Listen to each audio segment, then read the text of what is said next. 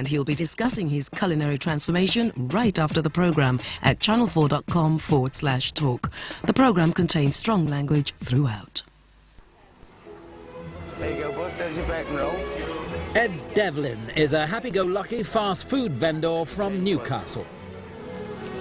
Technique he usually uses, wait until they go brown on both sides, and if the cheese melts on the cheeseburger, like, that's generally it.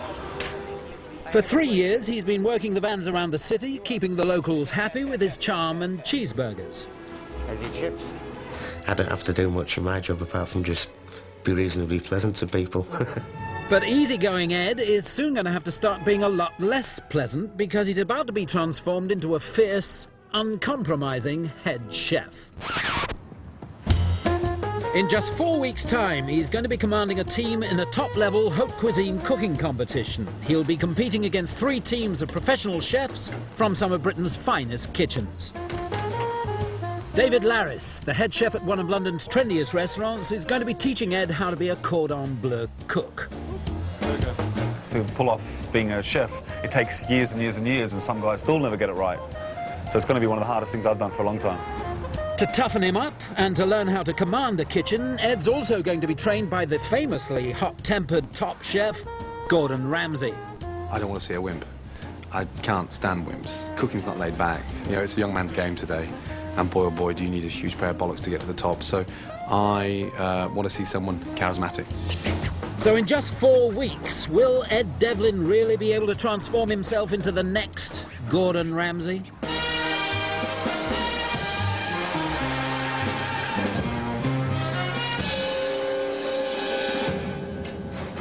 When Ed Devlin's not working on the burger vans, he washes dishes in the council canteen. And although he rarely cooks at home, he does have one dish he's very proud of. Right, this is beans on toast with cheese, right? So, like bread pan. If you're having tea with this, you really want to get the kettle on. Ring on. I usually put it on high. Some people like cooking the beans slowly, but I like everything to be done very quickly. Cheese, you want sort of like plenty of cheese, I always think, because like, that's what makes it. I had a mate who said you should never stir beans, but he talks out of his house. Qualities required to be a head chef would be passion for food, the ability to run a team, confidence, apart from the obvious ability to cook. It's getting there. The biggest nightmare that I would confront in having someone walk into a kitchen would be someone who lived a very lax lifestyle, someone who had no idea of food and no concept of where we were trying to go, didn't like giving orders. The ultimate truth of being a head chef is that sometimes you have to be a bastard to get the job done. I just hate telling other people what to do because I always think I'm like massively underqualified to tell anybody else what to do. At work, I just myself is just trying to keep my head down, turn up for work, do the job, and come home. All this will have to change if Ed's going to fake it as a head chef.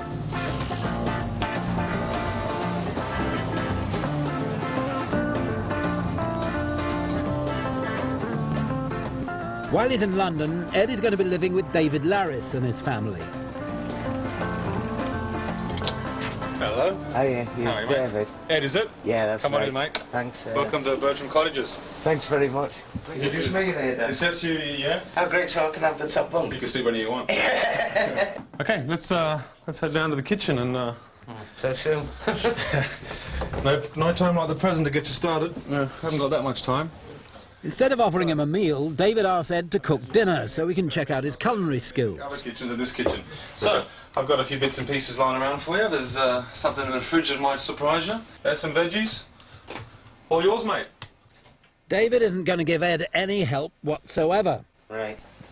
Thanks. Oh, my God. No way. Oh, Jesus.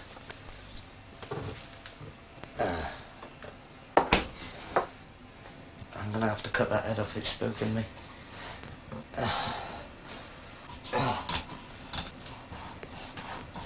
Oh, come off, please. Seems a little rough around the edges. It's going to do something about that shaving situation. Seems like a nice guy. I don't know if that's going to work in his favour or against him. I'll try and beat it out of him.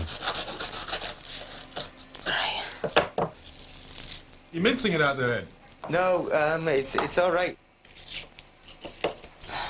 Is it just you and me? No. The other half's coming back expecting to get fed too, you know. To keep things simple, Ed decides to boil the vegetables. for about an hour.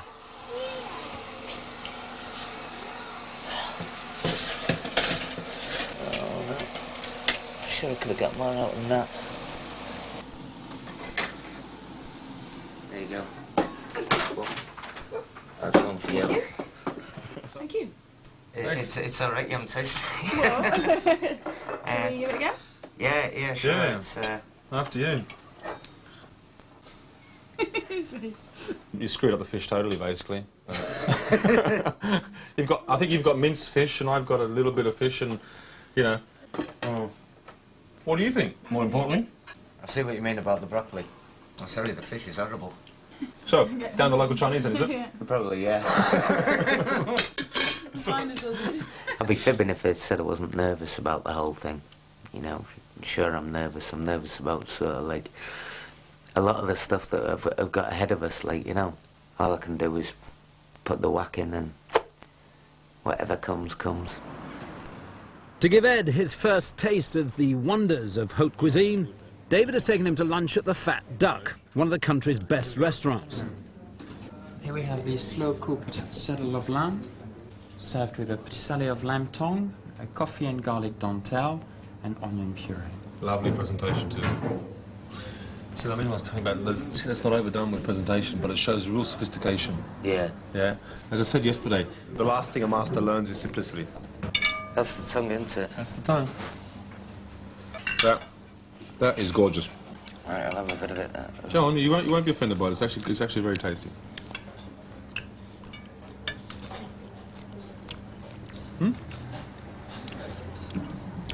Like you say, it's more the thought of it. Just stick at it. This is the main thing. 7 more exotic courses follow, but Ed finds it all a little rich for his stomach.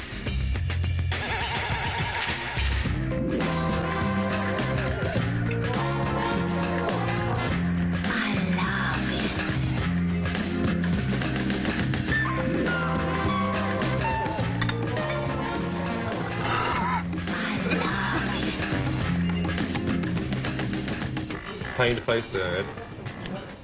That was absolutely outstanding. Excellent. That was excellent. Would you push the experience any further, or...? No, I think I've gone far enough, thanks. Thanks very much. I'm not being ungrateful. It's just I'm not used to this kind of That's stuff. fine. No problem at all. Thanks. I don't understand any of it. Don't understand people who can go and sit down and have, like, you know, blow 200 quid on a dinner for 2 or something like that, you know, after, like, you know, at least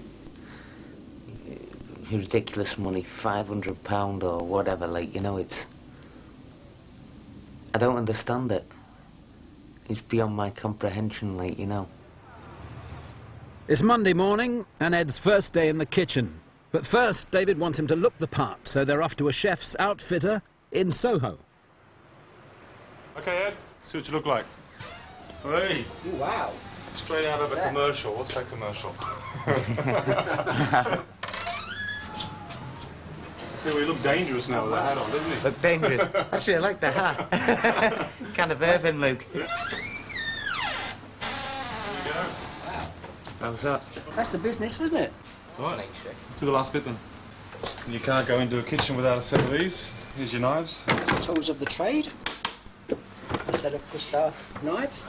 All right, here you go. Cheers. All yours.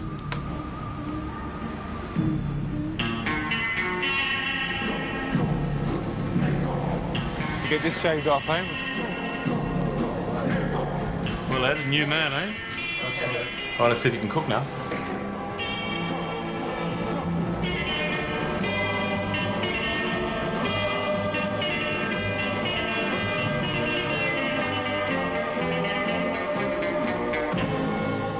Very big. Looks very posh as well, like, you know. Oh, Jesus. Before Ed can start flambeing and sautéing, he first has to learn some rather more basic skills. All right. Little brunoise, they're all the same size. Have a go rocking it. Rock it. Yeah? That's it. Keep your thumb behind or you're going to lose it. We're rocking. That's it. Rock, relax. Relax. Oh, Ed. Zen in the art of slicing. Not too fast, not too slow. Right. See that? Look at that. Oh, fuck. Zen in the art of slicing. Jesus Christ. He's not moving. You know, I mean, I guess maybe I'm expecting too much, but he's like you know, he's so stiff. He needs to chill out. He needs to get a hang of it. But I guess that comes with confidence and time. I hope we've got time to do that. It's 50% there, all right? And your kind of whole demeanour is about you know, 80% away. The more I see, the more I get worried. It's a long road. Mean it. Fingers out of the way, bottom end of the knife. Your fingers out of the way. Get your fingers out of the way. No. We're going to work on his pan techniques. We're going to teach him how to bone, basic bird, duck, something like that, and presentation. I mean, I'm going to get him plating stuff up, hopefully tomorrow. I hope he'll be plating dishes for the restaurant. How dare you defy me, Duck? Why? Why? My head's a bit scrambled at the moment because I seem to be, like, thinking of 1,001 things. I'm trying to cram as much knowledge in as possible. And even just trying to cram knowledge in that helps you fake knowledge is really difficult. That's a really, really hard one as well. And I never thought, like, trying to bullshit would be this difficult. Over the next 5 days, Ed spends every hour he can practicing his skills and trying to design his first basic dish.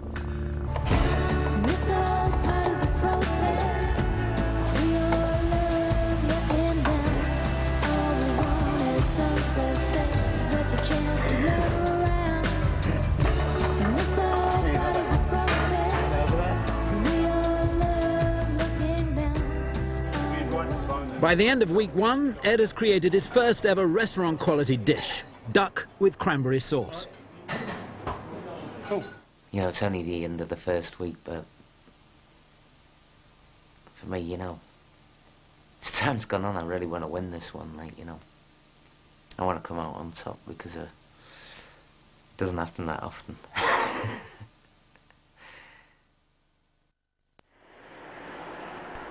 It's the start of week 2, and David has decided that Ed is ready to take his first tentative steps into the cutthroat world of competitive cooking. That's all I can do. You're psyched up for it? Oh, yeah. Yeah? On the edge. There's some stiff competition out there today. Right. High pressure, high stakes. What Ed doesn't know is who he'll be competing against. He's about to turn the corner, so to speak. Let's hope so. And here we are.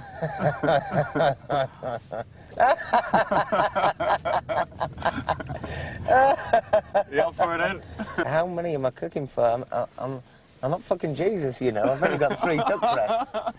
It's not what you're cooking, Ed. I think it's what you're cooking up against. No way. Ed has been entered into the second Uckfield Brownie Pack's annual cooking competition. He's cooking the duck dish he designed, but with a brownie badge at stake, he can expect some pretty stiff competition.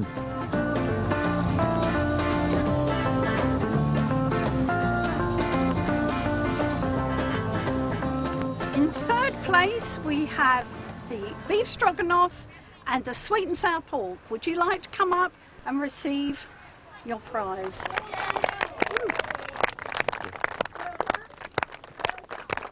And in second place, we have the duck. Oh, thank you. Thanks very much. Well done, thank Cheers. you. Thank you. And the winner is the pan-fried salmon.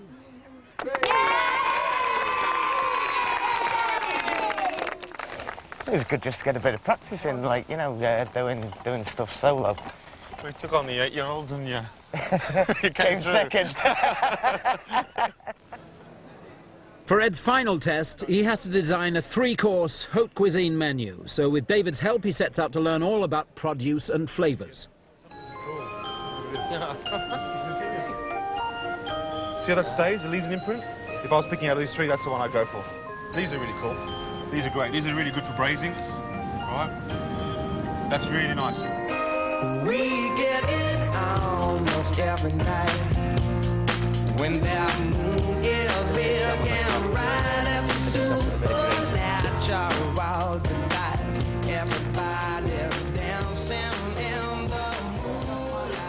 You know, for all the hard work it is, I'm a lucky bastard, because hardly anybody gets these kind of opportunities, and here it is, it's landed in my lap. You know, I've just got to put a bit of effort into it, like, you know. And I've done, you know, I've got to be honest with myself. I've put a lot of fucking effort in. By the end of week 2, Ed's hard work is starting to pay off.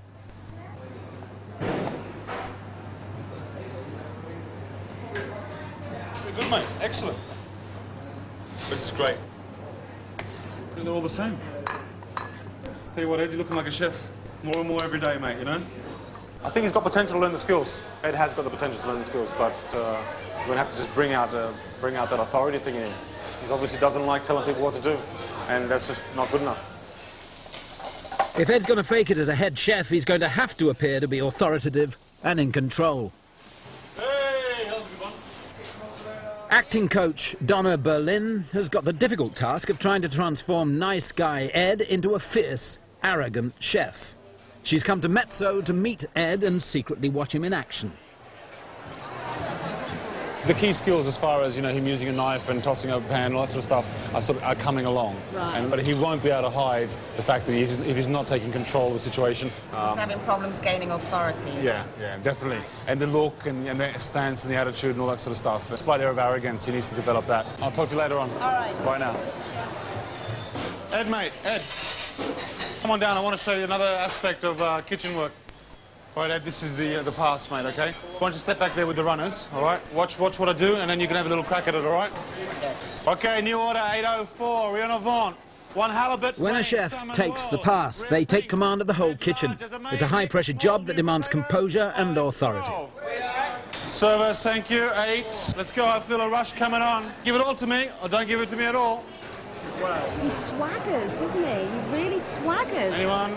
Come on, Bobby. OK, guys, I'm going to give Ed a little go on the pass, OK? Just try to be kind. Go, Ed. Take that. Find the docket. Call it. Another one. Get ahead of yourself. Get ahead of yourself. One there. Call that one. Come on. Come on. 501, main away. 1 salmon, ES, well done. 2 chicken, ES. 1 penne. 3 beans, 3 new potatoes. 504. Yeah, chef. 504 on the pass. Come on, Ed. Come on, mate. Come on, come on. Okay. He's very hunched forward, he's leaning, so he's not taking his own weight, he's not making a stance at all. And he's looking a bit like the kitchen porter. Bring him there. Ah, fuck. Come on. With orders coming in thick and fast, dockets soon start piling up, leaving customers waiting for their food. Ed, it's piling up over here. You're losing control. Right. Push him, Ed, push him. We got 3 beans here. Start sending something, Ed. Are they? Yeah, it's 1 chicken. Put it there. Sorry, he's dropped you in it. That's Ed's fault. Sorry. As the pressure becomes too much for Ed, David is forced to step back in. Pin here and send it. Pin here and send it. Stand there, Ed. Sorry, mate. Hey, sorry. Right, attention. We're going again. 801 main away. 2 chicken, yes, thank you. He's very nervous, you can see that. He's incredibly nervous. He's also very subservient, and he doesn't look very commanding at all. I think we need to add a few inches to his height and try and open him up a little bit. I still like telling people what to do, you know. Oh, like, this is how it is, and that's that, you know. I'd rather curl up and die, you know. I'd rather hammer me bollocks to the mast of a sinking ship, I think. You know, it's, I just hate doing it. It just makes us cringe. Ed, got another little surprise for you. This is Donna. Ed. Hello, darling. Donna's going to be teaching you some acting techniques. So she's actually been out in the restaurant all night watching you. Oh, so she's got some background now. On you. Oh, right. You don't look in control. You've got a lot of this. Yeah. And we need to. So I'll beat you into play. Cheers, man. Ed and Donna arranged to have their first session in 3 days.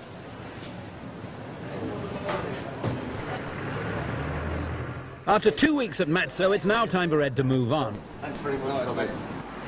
He's leaving to work in one of the best restaurants in Britain to be taught how to cook food of the very highest quality by the notoriously bad-tempered master chef, Gordon Ramsay.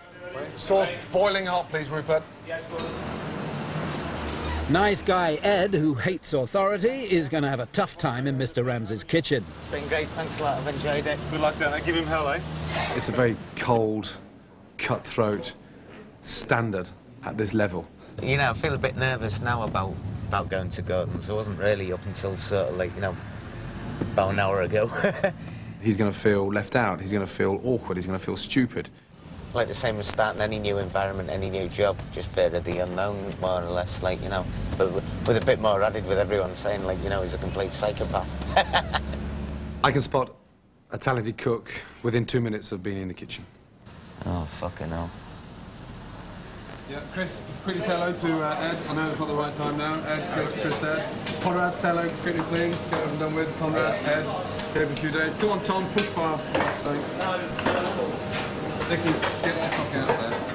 Let's go. Right, Manny, first of all, can you go sort out a jacket, Fred, downstairs? We just have this policy about these names. As you can see, no one's got names on jackets because no one's arrived in life. Right. Not saying you have, but I'd rather you start off on the right fucking foot. First impressions, I mean, he looks like a sack of shit. No, he doesn't look anywhere near a chef. No, definitely not, no. Looks like a cabbie. Looks like he's just here to pick up table 4. All this, mate, cheers and all that crap, I mean, that stuff stays in the pub. What exactly have you been doing in there? So explain to me what you've been doing. Right, we've been preparing vegetables. I've been doing a lot of brunoise, fair bit of julienne. Fair bit of what? Julienne vegetables. Julienne? Who the fuck's Julienne? I'm not sure. It's just like, you know, them dead thin vegetables. Do you know Julienne, Mark? Julienne. We'll stick to strips. Fuck the French. They're very nice. They don't look like they've done much bloody work. Right. But in a couple of weeks' time, that will change. Right. It's certainly different, like, I haven't seen that much fear on people's faces since I was on a roller coaster in Blackpool, you know. We're asking for plates inside, the hot plate. They're looking at us like they're fucking gormless. They don't even know what the plate is. I mean, that's how fucking stupid they are. I've never seen so many unhappy people. In most of all. When he's calling out an order, you donkey. J'attends le petit peu, là, s'il vous plaît, là. Donut. Lee, can you wake up, please? You've got the easiest job in the house, and you're making the most mistakes. 3 on 7. Dickie, your section, not even a word from you. 1 salad and 3 bread, 1 San Jack, 1 ravioli. Is that coming, Lee? Come on! Look at the professional service, understand the etiquette of proper service. Guests have just arrived, they're excited, they're sat down, they're having some canapes, champagne. Your back's turned to them, and you're talking to Michelle, Dominic. How bad does it look? Ed is almost completely ignored amongst the carnage that is Gordon's kitchen during lunch service. After 4 hours, he can't stand it anymore and walks out. I just had to get out of there because my head was busted. It's like hell. Right. I know bugger all about cooking. I know I'm no chef or anything like that. There's no excuse for you being treated like shite. You know what I mean? So take it you didn't have a good time there from the sounds of it, mate. At least make light of it, you know, I mean, what can you do? I'm really glad I don't live in his head. Because, like, hey, that must be a really cold and sterile place, because, like, having to be Gordon Ramsay for the rest of your life, that's like a curse, you know what I mean? One of these films sort of thing. Right, what's worse than death, right? You can be Gordon Ramsay for the rest of your... No! Please, anything but that. Before having to head back into Gordon's kitchen, Ed has his first session with acting coach Donna Berlin. When David was calling out the numbers, he would pick the number and he would send his voice out that way, okay? You picked up the numbers and went, chicken at 1 time, it disappeared. There's a difference. There's a difference. You can see it instantly. You need to send the voice where it needs to go. You, here, now. Make sure that the chin is lifted and the chest is back, all right? You are not threatened by this.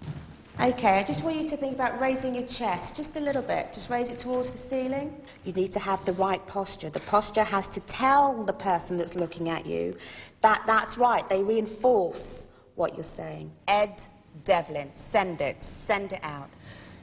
Ed Devlin. No, you're strangling it here. Ed Devlin. Ed Devlin! Hear the difference? Say it again. Ed Devlin. You need to have the right attitude, okay? Be slightly arrogant. You are right. Now, as an added little exercise, you're going to a football match this afternoon where you will be refereeing. All right? So, what we need to do is we need to have you using everything that we've done this morning. We're going to put that into practice.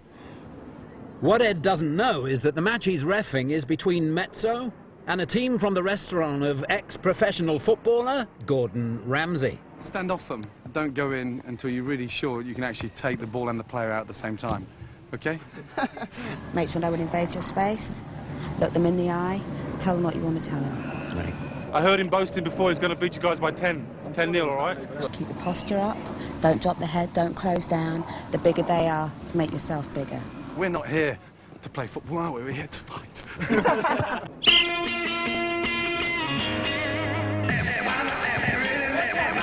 You play with my back. Referee above head high. Who's running this game, me or you? All right? You play with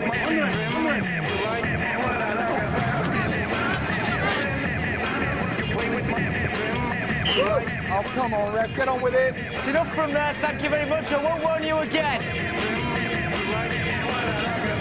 Come on. Hello. You asked for the whistle and then when you play on when I don't blow it. What do you want? Let's stay on him. Free kick from here. What? It's got to be on the Free kick line. from I don't here. understand the mechanics. You've got two different rules. No, I haven't. There's two different rules. How can he stand on the side of the Touch line? me again and you're off, Sonny.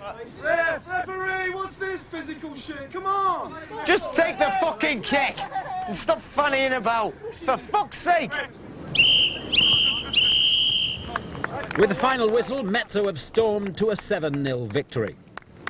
On this occasion, I'm going to go to Gordon Strachan and blame the referee completely. Ed has now shown the confidence to stand up to Gordon, but will it help him when he has to return to Ramsay's on Monday morning? Thanks ever so much, cheers. Yeah, it was I'd have been eaten alive if it hadn't been for you this morning.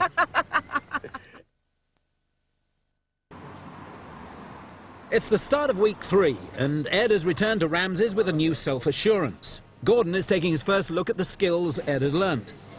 Good. Scales brushed down all the way. Nice sharp knife. Yep. Good. Yep. I can hear the crackling. That's just music to my ears, you know that? Excellent. And pull away. I can't believe how quick that came off. Voila. Gordon is also impressed by the air of confidence Ed has been displaying since his session with Donna. My opinion's definitely changed since Saturday. A completely different guy, a lot more confident, and yeah, things are really starting to happen, which is good. And he's more enthusiastic and actually less intimidated about what we're going to be doing now. He actually looks quite focused. Big difference. Listen, that is brilliant. I'm very happy with that. Very, very happy with that. But you've got to have, boom, bit of spring. Up, more movement, and around, and looking around. And an active body has an active mind, and the mind's stimulated, and then bang, you're on top of it. OK? Yeah. Good man. Today was good, you know, it was a good day. I learnt a hell of a lot today. Learnt a hell of a lot about myself. You know, and the way that your body does give off an image. And the way you act speaks an awful lot. So it's just a case of practicing a lot of the stuff. Over the next 5 days, Ed works closely with Gordon, finalising his 3-course test day menu and perfecting his skills. Relax your face. You've been in front of the stove before.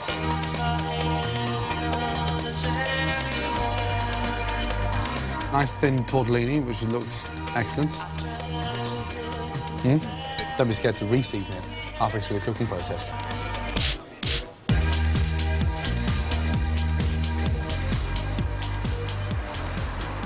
I'm proper tired. I'm very tired. I'm going to go to bed now. And sleep the sleep of the just. Oh, sleep the sleep of the people who've just done 5 days in Gordon Ramsay's kitchen and got away with the balls. Right, sit down 2 seconds.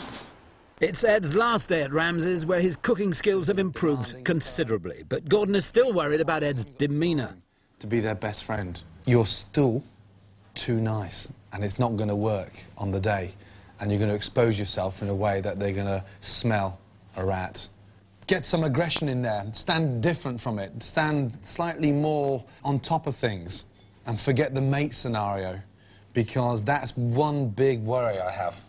I think you're confusing good manners with... No, you're missing my point. No, I can understand what you're saying, but, like... Manners, it's a kitchen environment, do you understand? Yeah. I can see where you're coming from, but this is a boisterous, tough, hard, shitty job to become a great success in. The two things that I find difficult is sort of like authoritarian sort of control of other people. And as I say, the eye for detail sort of thing, getting the details right gets me every time.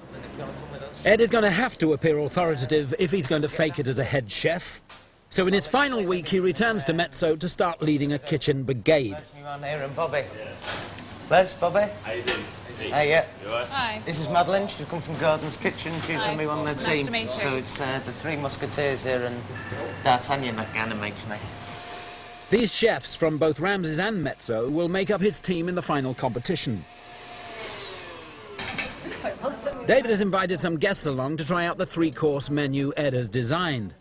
The brigade will have to cook it under test conditions, but there are a few things Ed hasn't been told. You've got half an hour to go. Yes. There's something else I haven't told you, is that my boss is coming, my big boss, who's the managing director of Conran Restaurants, David Lowy, and so my ass is on the line here as well, and everyone up there is a professional, all right? And you're going to have to go up the end of it and have a chat with them. Fucking lift. With the pressure now on, things soon start to fall apart.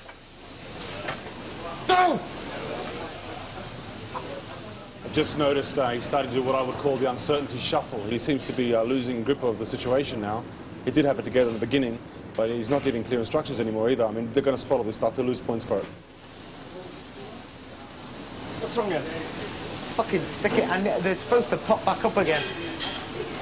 Enough oil in the pan? Yes? What? Enough oil? Yes, I think so. Chef, how long before we send the starter? Starters off. As soon as these become unstuck. As he becomes obsessed with his red mullet, Ed loses control of his team as well. How long, Chef?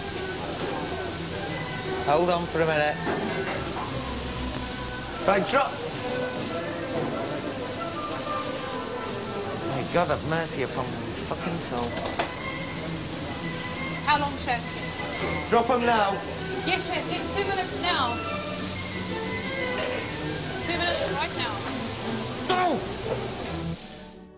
Go! Upstairs, the guests are eagerly awaiting their gastronomic feast. Tortellini's coming out now. Fucking overcooked these. Fucking hell. Yes. Max. Don't you say a word.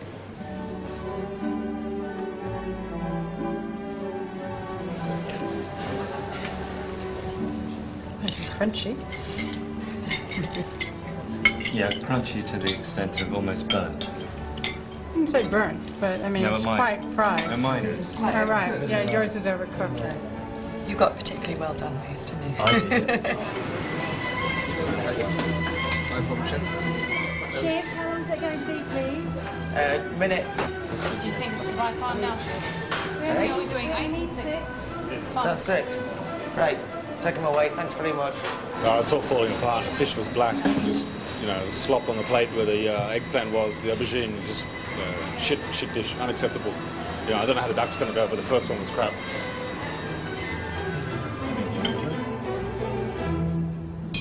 My ducks are below cooked. Plates are cold. Plates are cold.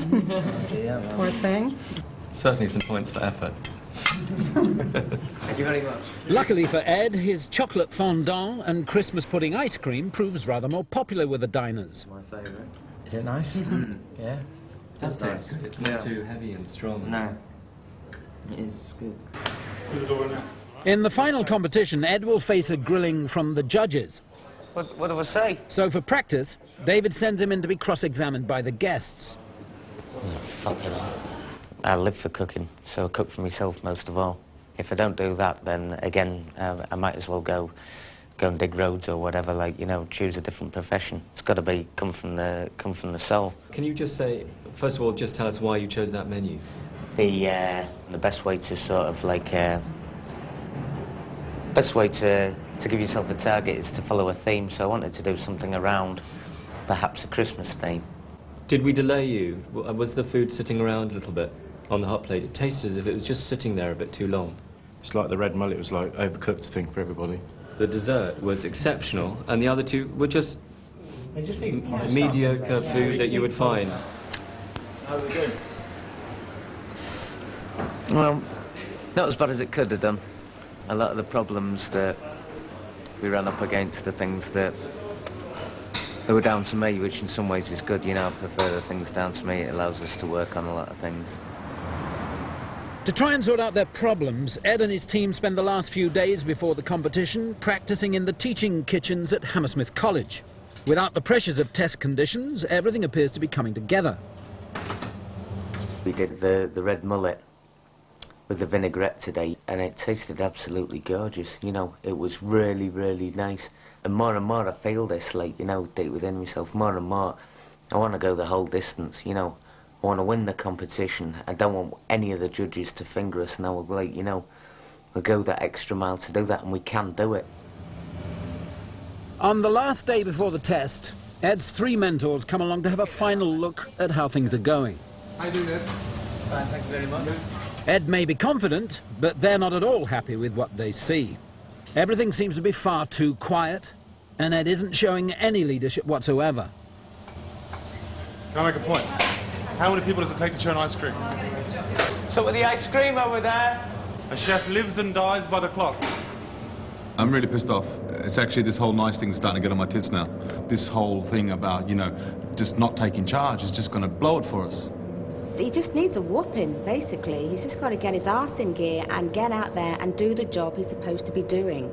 He's supposed to be leading. You know, everybody's looking to him and they're not getting what they need, and unless he gives it to them, it's not going to happen. Because of Ed's continued failure to take charge, the food is also a complete disaster. A bit too white, that, isn't it? Yeah, there's too much. The olive oil is just it's too much olive oil, isn't it? And you see how long it took him to sauce the plates? I mean, a bloody disaster. Yeah, I'm not impressed with that. The pressure's on. Yeah. Shit, fucking. Even Ed's strongest dish is a total flop. Ice and sugar. Ice cream's a disaster. Oh, absolutely. It's embarrassing. They cook like this tomorrow. Forget it. No. If you're silent, they're silent. Talk to him. Keep talking to him. Keep telling him what to do. Every time you hit that bloody pass, get everybody around with you. Madeline, you're putting the duck on. Les, you're putting the beans on. Bobby, you're putting the endive on. I'm saucing. And you go as a team. There wasn't a team in there today. There was no feel of a team. You've got to be sick of the sound of your own voice by the end of tomorrow. But we need to hear the voice. The guys need to hear the voice as well. That's it. Tomorrow's the last chance. There's no more tests now. That tomorrow will come in last place, unfortunately. The sauce was fad. Watching it was embarrassing, and the duck was stone cold. The pudding was hit and miss, and the ice cream was a fucking disaster. He's the leader. If the mentor's ear bashing isn't enough, Ed also suffers a dressing down from his own brigade. Like, shout at us, man. We won't take it personally. We're used to it. We get shouted at every day. Stop being Mr. Nice Guy. This Every day we get sorry, shouted at. please, and thank you is Yeah. like seriously getting on our nerves. It just needs to be more assertive, man. We're standing there and waiting for commands. We're standing with the food in our hands, getting cold and waiting for a command, and it's just not right. What do you reckon about tomorrow, then? Truthfully, Yeah. we're going to get fucking murdered.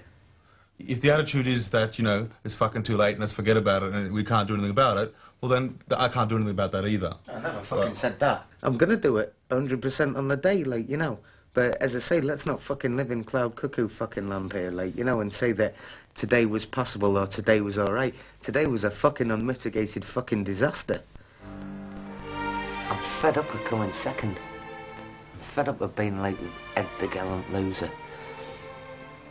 Eddie's mate's girlfriend's nice friend, you know. You know, I just want to do something that's sort of like, you know, I can all remember with some satisfaction. Test day is here, and a very different Ed Devlin arrives for the competition. But will he really have what it takes to fake it?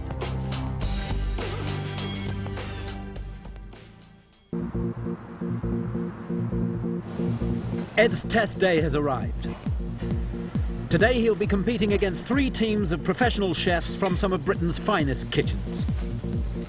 Each team will have to prepare a 3-course haute cuisine meal for 12 guests who will be dining in the college restaurant. They'll be judged by 3 esteemed restaurant industry professionals. Linda Brown is an award-winning food writer. Sarah Peart is restaurant assessor for the AA Guide. And Trevor John is head chef at the Good Food Guide listed restaurant, The Eabery. They'll be looking for the best head chef, judging their leadership and kitchen skills as well as their food. They have no idea that 4 weeks ago, one of those head chefs was frying burgers and washing dishes for a living. David, Gordon and Donna are in another room, secretly watching the day's events unfold. Here we go. Okay, come on. The chefs not only have to prepare their meals, but they also face a grilling from the judges. In the red kitchen is Abdul Jallo from Chez Gérard, a chain of French restaurants. He's been chefing for more than 6 years, working in some of London's top kitchens. What do you think is the most important quality there is to being a head chef? What's most important in that to you? Most is organisation, communication, and knowing what you do, knowing what to do, basically. In the green kitchen is Paul Baker. He's been a chef for 5 years and creates the food in one of Britain's most exclusive hotels, the Dorchester. How important is seasonality to you? Whether something's in season or not, if it tastes good, then it's good to use. In the yellow kitchen is Adam Dubell from the 5-star Hanbury Manor Marriott. He's attended catering college and has been a professional chef for 3 years. I was just wondering, what do you think makes the difference between a head chef and everybody else? Who inspires you? This is a very hard industry. You come in at morning at 9 o'clock, you leave at 11 at night. Sometimes you don't get a break, sometimes you do, but you never stop learning. Definitely. You never ever stop learning. It's very true. That's very good. Yeah. And in the blue kitchen is Ed Devlin. He's a Geordie burger vendor and has been a chef for 4 weeks. Just 1 second. Come on. I'll be with you in a minute. Yeah, that's okay. Boy, keep them waiting. Well done. Clever. Puts the duck back in the fridge before he talks to them. Excellent. What do you think makes a good head chef? Makes a good head chef. Leadership, control, respect, which I believe is a two-way thing. And giving you guys something to look up to, actually. You need to have something different that they don't have, otherwise they'll walk all over you. You've got to earn it rather than... He's just like lose. Fuck it now. How important do you actually think that ingredients are, given that these days most chefs have to turn out meals at a cost? Well, first and foremost, I'd like to say I'm a chef, not an economist. I'm trying not to use industrial language here, but I do get quite emotive about that stuff. I'm paid to prepare food that people want to eat, and we're paid to eat. And he kept them waiting. Well done, big boy. Come on. Ed, you're a Sensational. I mean, sensational, that one. Woo! It's now almost time to serve the starters, so the heat is on. Bobby, away on the mullet, soon as you can. Okay, come on, let's go, go, go, come on. Okay. Keep them warm. Give us a call in a minute, please, Madeline. Okay, here we go. Mullet. Let's move around that way. Keep going to my right. Bang, next 5 plates. Fucking right up. Keep them warm. Monster. We created a monster. We have got a star in the making. Here we go. At long last, Ed is taking command and looking like a head chef. But will his food be as impressive? I don't like my red mallet. To be honest with you, I actually think that if it had been just the ravioli as a starter, without the red mullet, I think it would have been perfect. Wonderful. That's all it needed. I think the red mullet was a little bit too much again. How can you say that when everything else is twice the size of that dish? It's the yellow kitchen starter that is the hit with the judges. I like the presentation. The presentation is very good. Oh, look, nicely cooked sea bass. It's still really moist. Yeah. As the guests in the restaurant enjoy their starters, the chefs are making the final touches to the main course. Again, the competition is very strong, but Ed's duck dish has turned out well. It's nice. Lovely. Yeah. Superb. Simple. Yeah, nice. Let's go for a bit of duck. A really nice colour to that sauce, isn't there? Yeah. And I think, quite nicely balanced in terms of how much food you get on the plate. It's not too complicated. Yeah, it's nice. Best thing you've said all day, mate. But just when things are looking up for Ed, disaster strikes. His ice cream has yet again failed to set. There's a problem with the ice cream again? I don't know, I'm a bit worried. Is there a freezer problem this time? Yeah, something. Sounds like a churned all right, but that'll be a disaster if that ice cream doesn't set. Hang on the ice cream. Wait 30 seconds. Right sauce. Why the fuck aren't they serving it separate? Stop! No. Service, please. Thank you very much. Things have gone much more smoothly in the other kitchens, but luckily for Ed, his chocolate fondant is a triumph. Oh, yeah. Two go Good, very nice well together. together. Yeah. Perfect. Come on! It's all over, and it's time for the judges to announce the result. Fucking come on! First of all, thanks to you all. You've worked very, very hard. I know it's been a tough day, and I think you've all done a tremendous job. But now the bit you've all been waiting for, the results. Reverse order. In 4th place, the red team. Yes! Come on. And in 3rd place, the green team. Come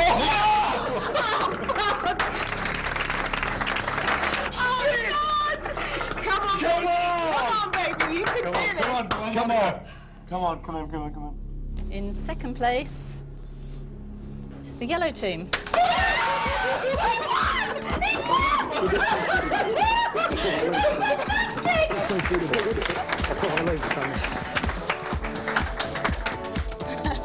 Well done to the blue team.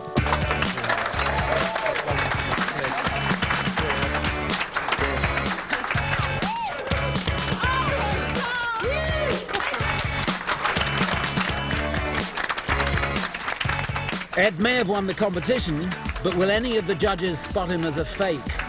It's either the yellow one or the red one. I would have said it would have been the one in the red kitchen. I'd go for the red kitchen. Yes! Shit! It's the blue kitchen. You're joking. Amazing.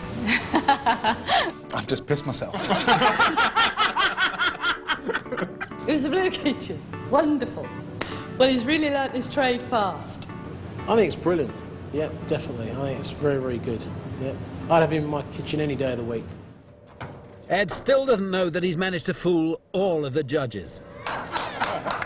Woo! Hey, you're looking fantastic. Well done. Good on you, mate. That's a chef. Listen, we've got a bit of bad news. But not one of them spotted you. Excellent. It's been a roller coaster 4 weeks, but it's been absolutely unreal. You know, it's Well been done. like, you know. Well fucking done. Today you were not faking fuck all. You were the real McCoy. You worked well in done. there. Thanks very much. You know, 4 weeks has been tremendous, I tell you. The transformation is phenomenal.